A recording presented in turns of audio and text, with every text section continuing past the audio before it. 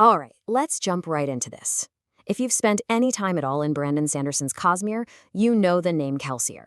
I mean, he's the legendary survivor of Hathsin, right? The smiling, charismatic rebel who literally took on a god. But today, in this explainer, we're going to be asking a deeply uncomfortable question about Sanderson's most famous rogue. Is Kelsier actually a benevolent, heroic savior? Or is he secretly a terrifying Cosmere-level threat just waiting to happen? And honestly, that's the central mystery we're unpacking today.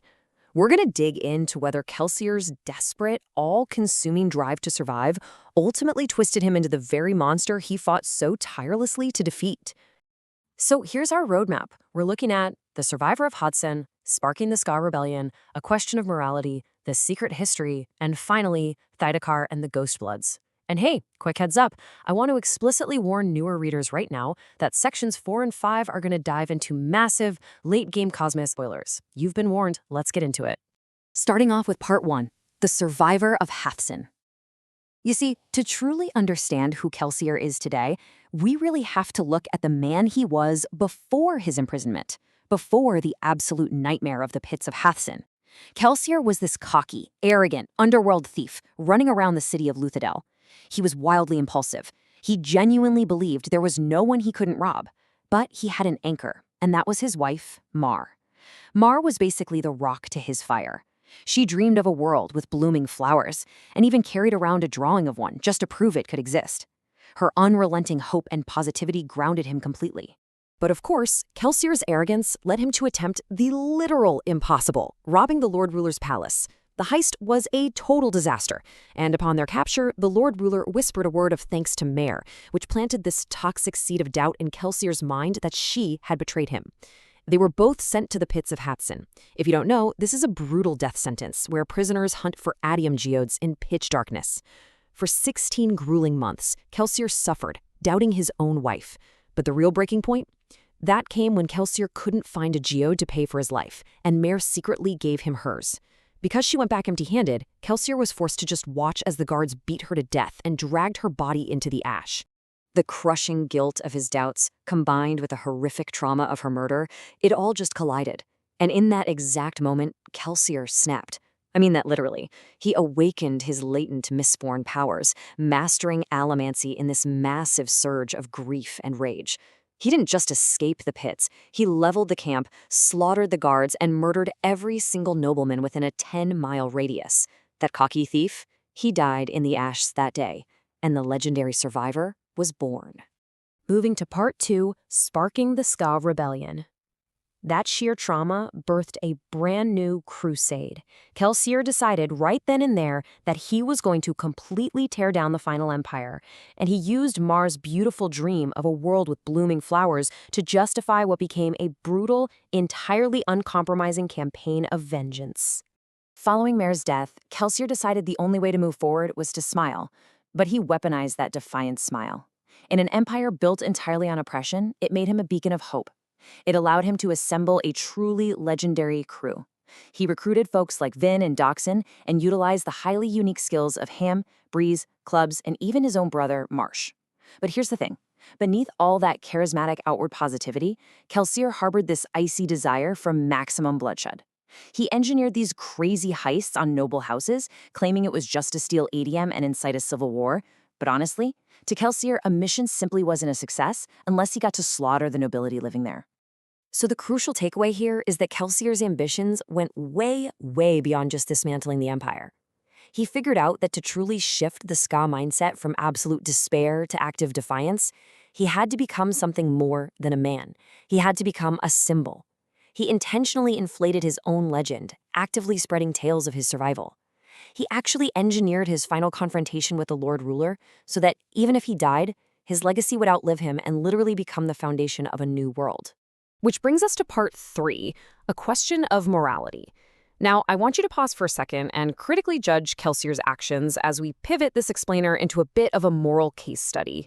This quote right here brilliantly illustrates the hotly debated fan perspective on Kelsier. Unlike your traditional, purely noble fantasy protagonists, think Aragorn or Frodo, Kelsier is intensely morally gray. Is he genuinely a good person, or is he just a ruthless, narcissistic killer who happened to aim his rage at the right enemy? A lot of fans point out that if the Lord Ruler hadn't existed, Kelsier wouldn't be a hero at all. He'd probably just be a swindler living a lavish lifestyle, or maybe even a warlord trying to force his own vision on the world. The duality of his character is pretty stark. On one hand, you have his genuine compassion. He recruited and deeply cared for Vin, building a crew that genuinely became a family. He even went completely out of his way to save the nobleman Ellen Venture during a brutal fight, simply because he knew Vin loved him. But, on the other hand, Kelsier casually slaughtered innocent guards and Ska who were just trying to feed their families.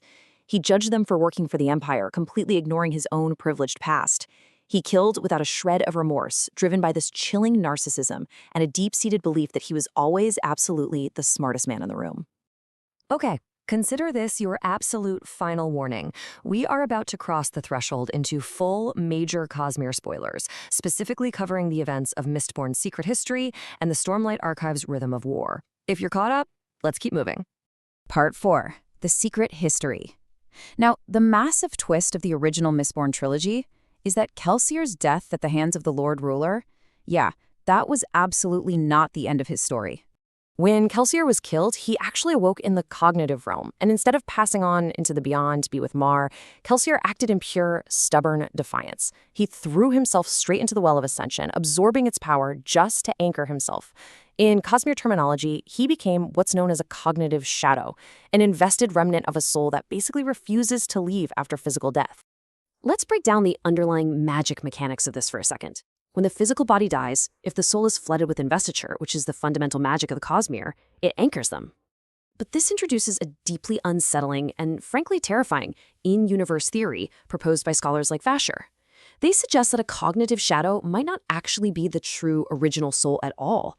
Instead, it might just be an investiture fossil, like a magical 3D print left behind after the real person has already moved on. Crazy, right? This whole idea is captured perfectly by this chilling quote from Zale in Rhythm of War.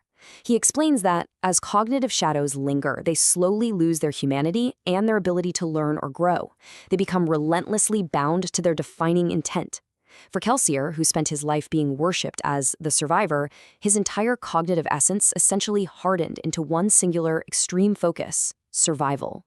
To simplify some of this really dense lore, think of the term cognitive shadow kind of like the word mammal. It's a broad catch-all category. But Kelsier's specific manifestation is highly unique, more like pointing to a very specific turtle. He isn't a return from Nalthis or a fused from Roshar. He's a unique, pure cognitive being who eventually figures out how to staple himself back into the physical world. And just look at the totally impossible feats he pulled off from beyond the grave to actually make that happen. Trapped in the cognitive realm, Kelsier duped a highly secretive group just to steal their magical artifact. When the god Preservation died, Kelsier took up that immense cosmic power himself just long enough to literally hold the world together. Then he helped his friend Sazed ascend as the new god Harmony. And finally, completely refusing to accept his ghostly state, Kelsier reached out to his old crewmate Spook and successfully, but gruesomely I might add, used the bloody magic of hemalurgy, driving the spike right through a body's eye to get himself a brand new physical form. Which perfectly tees up Part 5, Thydakar and the Ghostbloods. This is Kelsier's modern Cosmere-wide identity. Kelsier is now known as Thydakar, the mysterious and utterly ruthless leader pulling the strings of the dangerous interstellar syndicate known as the Ghostbloods. But here is Kelsier's brand new Cosmere-level problem. Even though he managed to get a physical body, Kelsier is spiritually tethered to his home planet of Scadrial because of his time holding Preservation's power. Basically, he is a prisoner. So, his ultimate goal in running the Ghostbloods across the entire universe is a desperate quest to figure out how to transport investiture. He wants to secure off-world travel and ensure his own survival across the Cosmere. Now, what's really fascinating here, and honestly more than a little terrifying, is this direct comparison. Centuries of being worshipped as a survivor, stripped of his humanity and bound by his intent, has hardened Kelsier into a terrifying mirror of the Lord Ruler himself. Think about it. Where the Lord Ruler had a strict monopoly on ATM, Thydakar seeks a monopoly on Cosmere investiture. The Lord Ruler used the Steel Ministry as his enforcers. Kelsier uses the Church of the Survivor and the Ghostbloods. Scadrial essentially just traded a tyrant of force for a tyrant of belief. Kelsier went ahead and built a new system upon the exact same foundations of absolute authority. Kelsier's morality has completely devolved into a cold, ruthless equation. For Thedekar, human life across the Cosmere, whether that's on Scadrial or Roshar, is purely secondary to his own survival and his own grand goals. He is totally willing to drain other worlds to fuel his ambitions, operating on the absolute conviction that the ends will always, always justify the means.